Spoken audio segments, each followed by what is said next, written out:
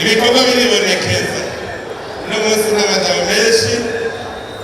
Nicyo gituma nagomba kubasaba abarundi mwese twarateraniye kuri iki kibuga turacubaka.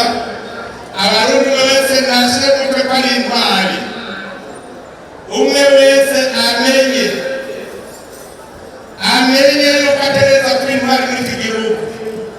Umwe wese azasige nga mu Burundi ahasize sinyatire.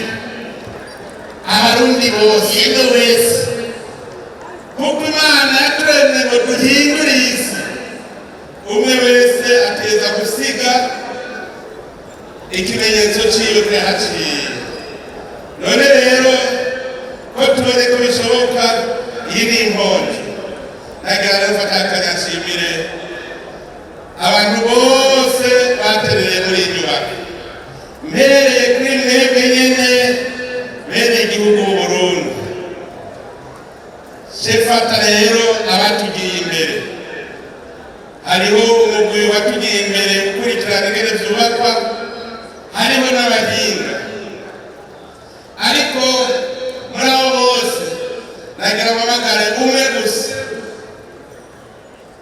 umwe gusa respect method.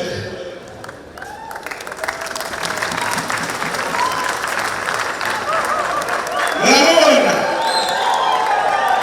uyu ni kabande ya kujenga hii stadium.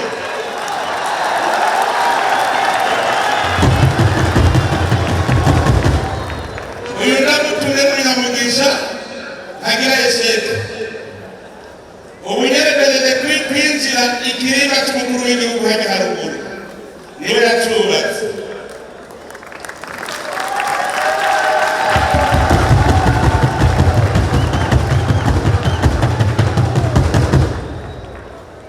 Niwe ntuma yanje mu bijanye n'inyubako, niwe nashatse kw'ikimenyetso. Mugabo n'abandi barafise amasertifika yabo, muga nawe ntari gutaha mutabonye rokomanda en chef yubatse ngaha, ngaragara mutabonye.